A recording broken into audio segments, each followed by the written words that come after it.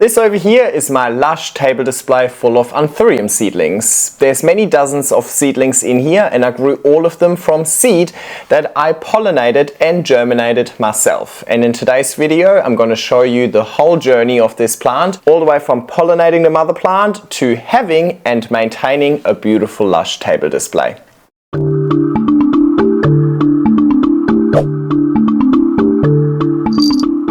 Hey everybody and welcome back to our YouTube channel. This over here is a beautiful lush pot full of Anthurium crystallinum hybrids. I made them myself and I lovingly call them crazy rubbish. We can talk about the name in a little bit. Anthuriums are the one genus where I personally prefer sexual propagation over asexual propagation. So sexual propagation is if you're basically using the flowers to reproduce a plant. Asexual propagations will be your traditional forms of propagation that we're probably all familiar with. So for example, just taking a cutting. Sexual propagation can be a little bit trickier, but I found Anthuriums to be an easy genus to do this with.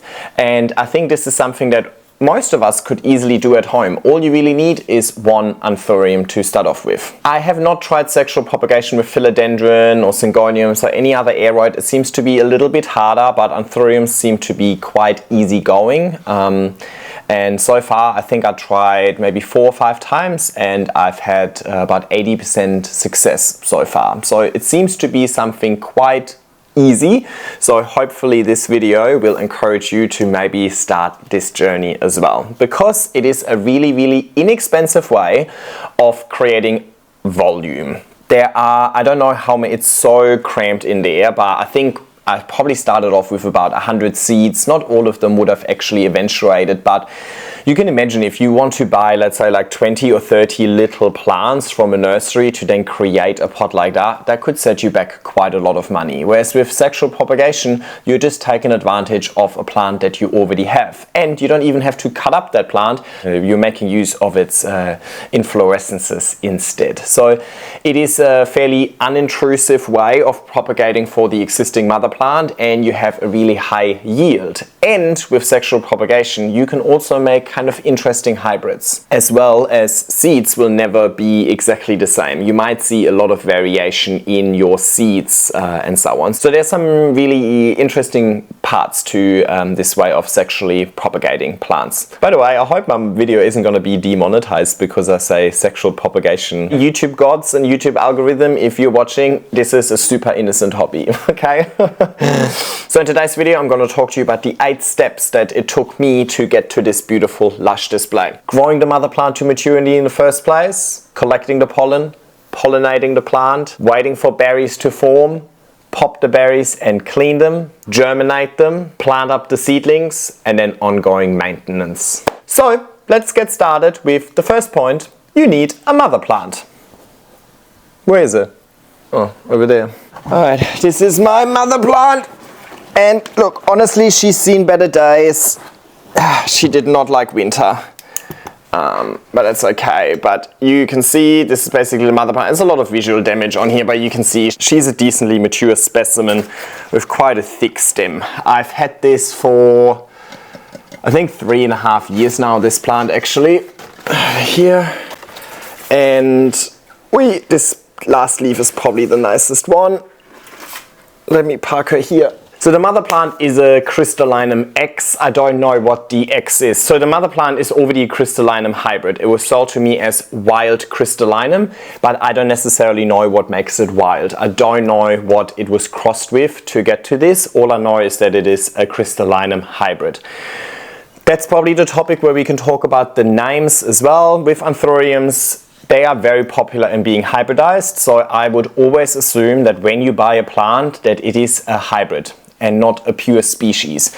If it's a pure species, I would expect it to come with some sort of paperwork to prove that it's a pure species. I personally have no interest in a species being pure just for the sake of me being able to say that it's pure.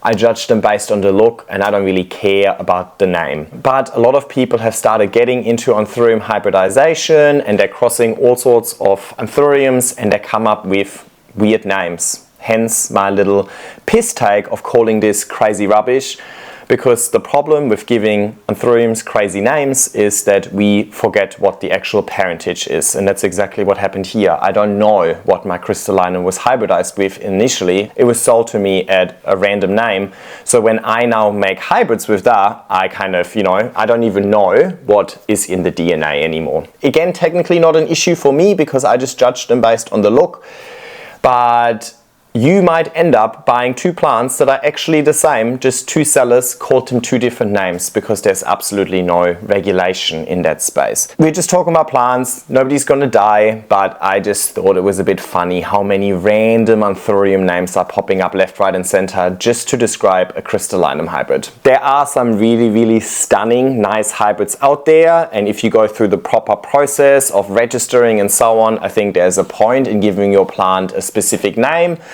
For example, with Philodendron Splendid, Philodendron Majestic, those are hybrids that were created from philodendrons, and I think it was Henderson who did it. Henderson, I think, did Splendid and Glorious. Anyway, but at least I went through the proper process of registering everything, and those are universally accepted hybrids. Enough about the taxonomy of things, because the name I call this thing is irrelevant for the plant itself. The plant doesn't care. So I got the mother plant about 4-ish years ago, and it took about 1 year for the mother plant to start having decent sized inflorescences. Inflorescences come out of the petiole of the leaf, and they're basically little structures that have lots and lots of tiny flowers on them. It's basically the reproductive organ for a plant. Now, I found anthuriums grow inflorescences very early on in their life stage. I've had philodendron and alocasia flower for me as well, but specifically philodendron require much more maturity to flower, whereas anthuriums, I've seen anthuriums flower like in the first half a year of having them. But the smaller the plant, the smaller the inflow, and the less likely the inflow is actually going to be, let's say, useful. So with my anthuriums, I usually wait for, their third inflow or so until I attempt to pollinate them, just so I have a larger inflow to work with as well. The larger, the more berries you'll end up later on.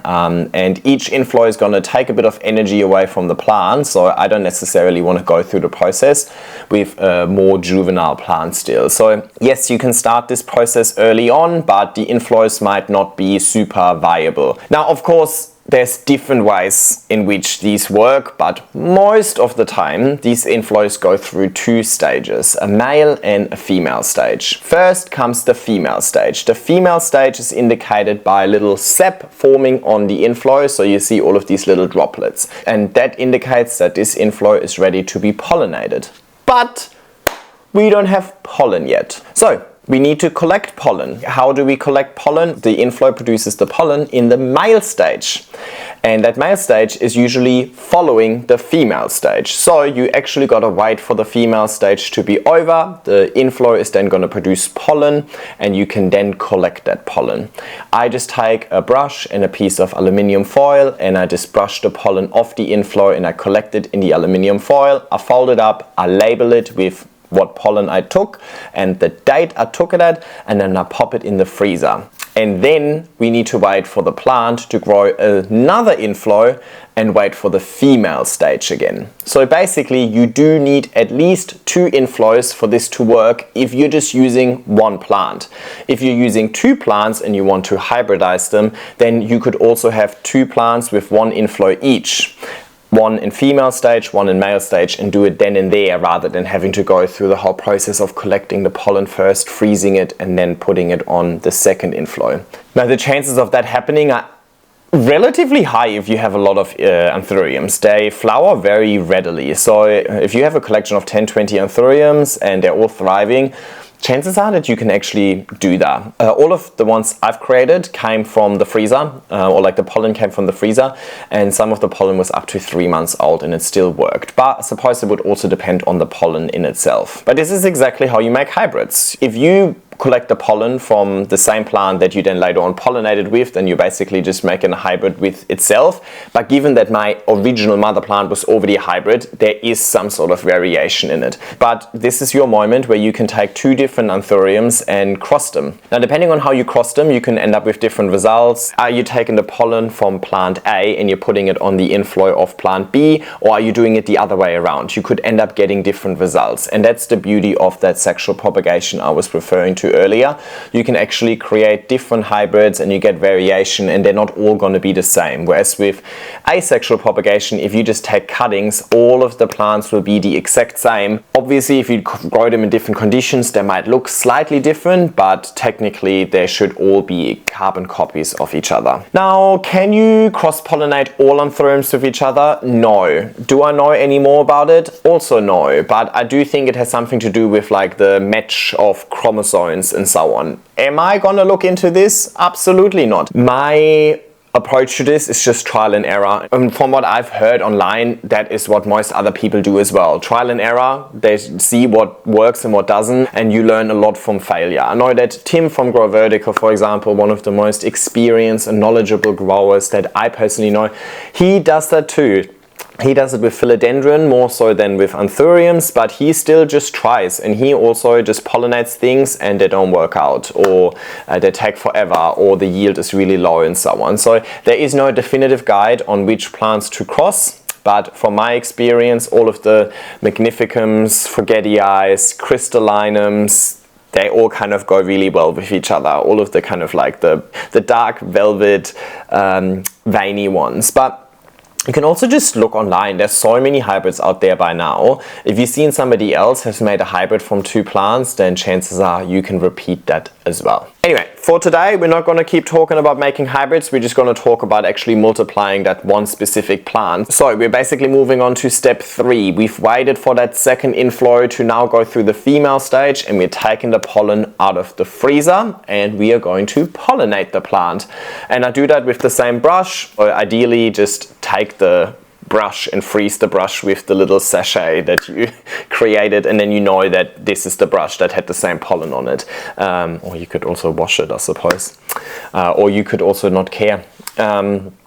Anyway, so I just really gently brush that on the inflow while it is in the female stage. The female stage isn't just like once, it depends on each plant as well, but from my experience, the female stage can last a couple of days. So if you have enough pollen, you don't just have to pollinate it once, you can go in the next day and do it again and do it again, and it just increases your chances of this working. And then we're on to step 4, which is sit back and wait. And hopefully, after a couple of weeks or months' time, you start seeing the inflow kind of getting little bumps. If you see the inflow going all yellow and red and shriveled up, then your pollination was not successful. The plant can still go through the male phase after you pollinated the plant within the female stage, so you can collect that pollen again and work on the next inflow and so on. So it going through the male stage is not necessarily an indicator that it was unsuccessful. I'd really look out for the color and like the firmness of the inflow to assess whether or not this was successful. But yeah, after a couple of weeks or months time, once you see these little bumps forming, that's a pretty certain sign that your pollination journey was successful. And then you just gotta wait and hope for the berries to form. You're aiming for something that looks a little bit like what I put on screen right now. Like the berries can vary in size, form, color, shape and form is the same.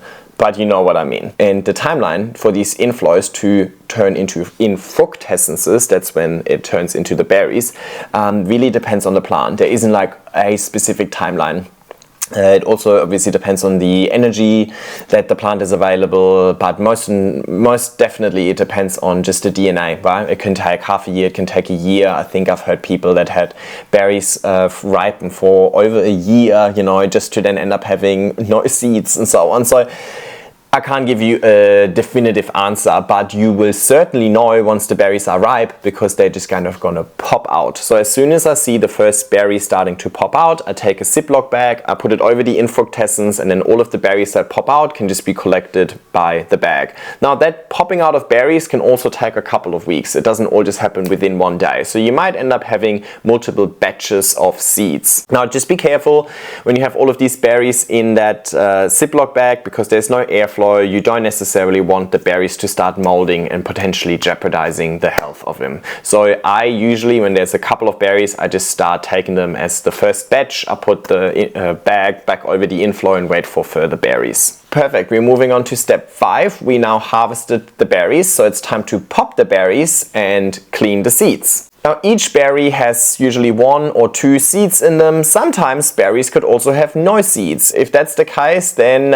it might have been that these 2 plants that you hybridized, or the plant that you used to make this, was sterile or like infertile, or I don't know what you want to call it, but basically that is a chance. Like you can have success all the way to berry and then realize that, oh my god, there's actually no seed in that berry. So you pop the seeds out of the berry, and then what I do is I take the seeds and I kind of just clean them in a little bit of water, but they still have a little film over them. It's called a mesocap, and that's gonna potentially either cause rot issues or it's gonna delay the germination process.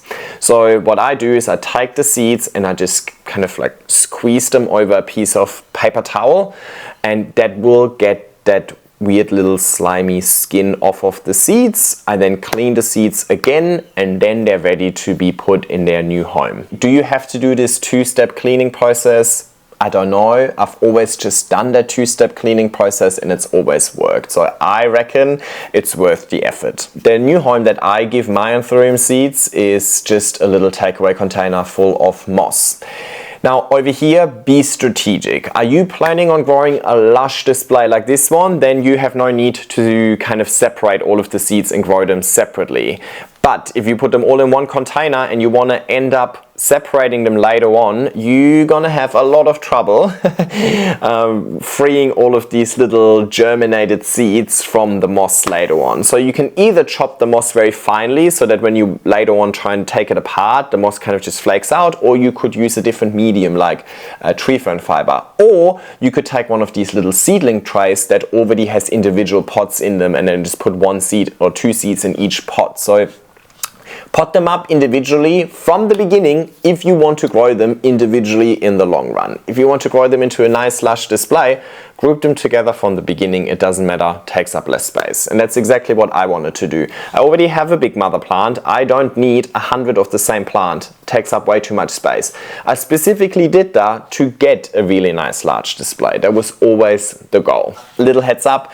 Here's the moment to avoid a lot of work for future you. That leads us to step 6, germinating the seeds. Well, the seed is going to do all of that by itself. All you need to do is provide it with good conditions. So you wanted to put it in a bright and warm spot, and you want to make sure that there's airflow as well so the seeds don't mold. And then I pop in some footage over there. Over the course of, at least for this particular plant, 1 to 2 weeks, I saw the seeds going from this really pale color to a more greenish color. And then eventually you start seeing one teeny tiny root coming out, like the kind of the top or the bottom, I don't know, of the seed.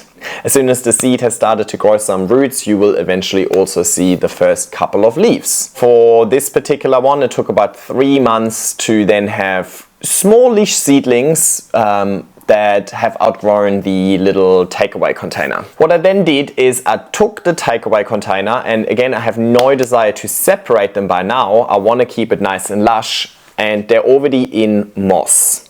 And that's perfect because I like my Anthuriums to have at least a top layer of moss. But underneath the top layer of moss I always have aeroid mix.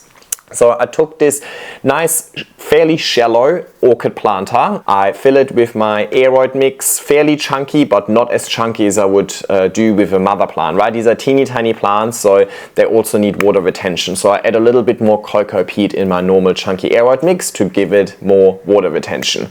I pop in that layer, and then all I do is I take that whole moss out of the takeaway container and I just put it on top of the aeroid mix. The roots can now be funneled from the moss into the aeroid mix down below. And then I just let it grow in there. Again, I give it bright indirect light, no direct sun for my Anthuriums. I put it in a high humidity environment, but I still ensure that there's sufficient airflow so that I don't experience rot. I don't let it dry out ever. I want to make sure that this top layer of moss is always moist, because that is what these new roots that are coming out of the stems are going to get in touch with first. And if I keep that moist, it's going to encourage more root growth, which is then going to be funneled into into the aeroid mix. At this stage, I would not use my foliage focus because I am not focusing on foliage. I would use my GT CCS, which is a clone solution, something like that, basically encouraging root health. And you know, I love all of the GT products, but those are the main two I use. The CCS when the plant is smaller and I want to focus on root growth, and then once the roots are established, I switch to foliage focus to focus on foliage growth. And then the last step is the maintenance. Now, because you're growing them in a small pot, super crowded, you're not getting the best out of all of these plants. They will compete for light, nutrients, space, and moisture. So you're not optimizing each individual plant's growth. You're basically stunting all of the plants in growth, which is precisely what I was after with this display,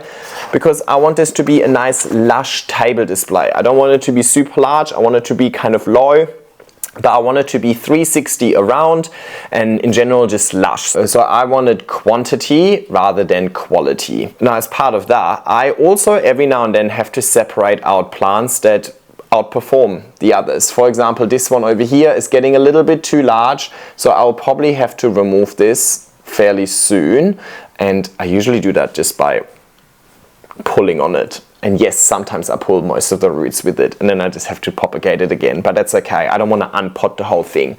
But I separate out the large ones so that they're not sticking out so much, but also so that they're not stealing all of the light, nutrients, water, and so on from all the other ones. So that way I kind of purposely keep the display nice and small, and that's why this display is still quite small after 3 years. The ones I separate out, I usually give away. I don't have all of them still, but I'm growing them separately, and you know, I mean, this leaf is a little bit weird, to be honest, but as soon as I separate them out, they grow so much faster and larger than the ones in here, right? Because they have more space. They're not competing for light, nutrients, and so on. They have their own pot. Here's another one that I separated out recently.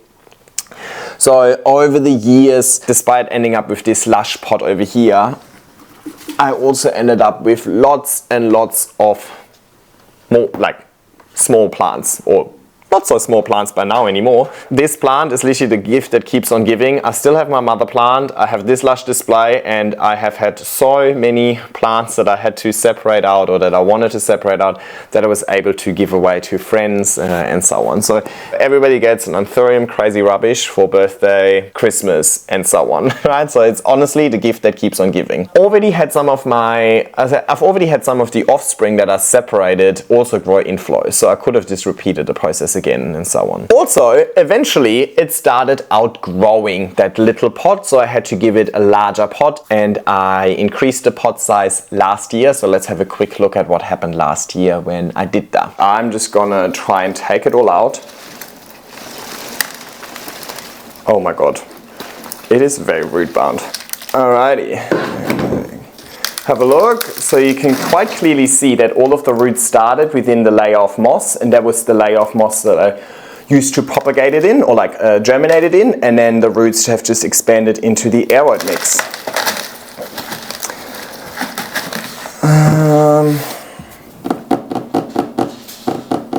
Okay, let's actually add and I made an aeroid mix, bark, perlite, pumice, a bit of cocoa chips, bit of tree fern fiber, bit of charcoal. Nice and aerated, chunky, wee, Salt Bay. Okay, so I just put a new layer of aeroid mix down there, and I mean, I could just put it in there and fill out the gaps, but I do want to split it out a little more, maybe, if I can, but at the same time, I don't want to disturb them too much. And I also need to see how I'm gonna isolate some of these. Am I just gonna rip and like hope? Okay, that worked. So I got separated one out. I'm thinking maybe I'll separate out the big ones. I'm sure they would love a little more room, these big ones, and then they'll also stop shading everything else. So I definitely ripped a few of these roots, but that's okay. That is okay, it will survive, I'm sure. I hope. definitely much easier to take them out from the side, because then I can just pull the roots out. Okay, so I've got 4 out. The rest is going to stay in here. So I'm just going to fill in the gaps with more aroid mix.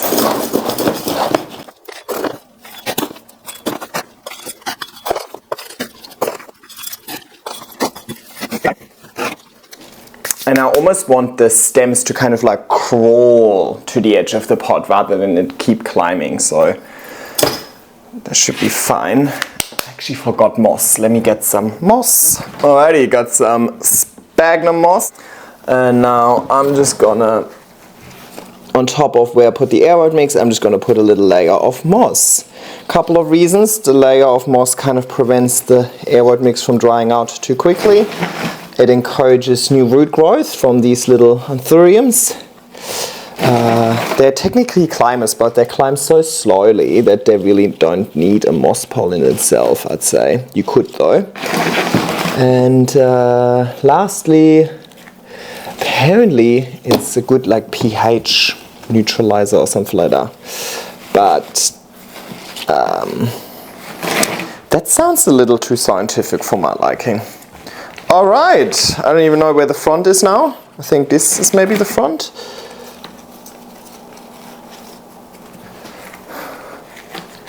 There we go. So I just want to make sure, look how nice. I want this to be really well draining.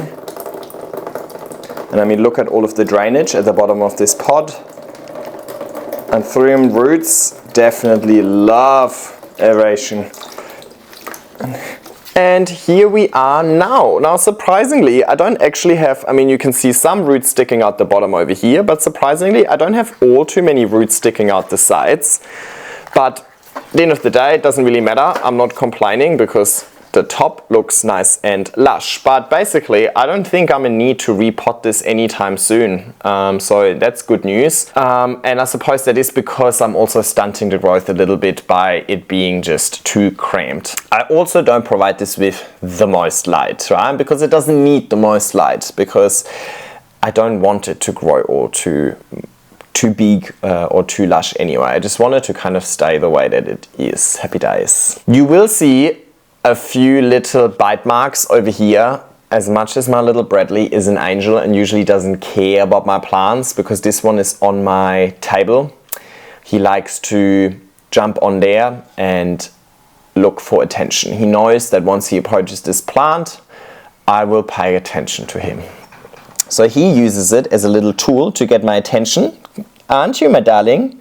But you're being very naughty because these plants are toxic to you. You cannot eat them, yeah? I think he's smart enough to not eat them. I think he's really just teasing me with it. But yes, that's why you might see some little marks over here. You are very bad. Bad boy. Yeah? But yeah, the maintenance in itself is actually super easy. If it rains, I just put it out there. It's very low maintenance. I think I water it maybe every 2 weeks or so. Obviously depends on the weather as well. I haven't had any pest issues with this either, so that's also good news. And it's just been a really consistent, nice grower for me. I really can't complain. And yeah, it's not taking up the most light. I think the biggest challenge with this plant for me was to continuously rotate it. You can see that this side is definitely looking a bit nicer than this side, because there was a while where I just forgot to rotate it. I now put it on a Lazy Susan, so it kind of rotates itself a little bit, so I'm having an easier time creating that nice lush display. I have a round dining table and it just really works with the round dining table. So happy days. But yeah, the maintenance in itself is pretty easy. You just need to plug out these larger plants every now and then, if that's what you want, right? Maybe you want a few larger plants in there, but I've noticed that all the other ones perform so much better once I take the larger ones out. Now, let me quickly recap, and I'll also give you a timeline, but keep in mind this is just a very loose timeline. Depending on what kind of plant you're trying to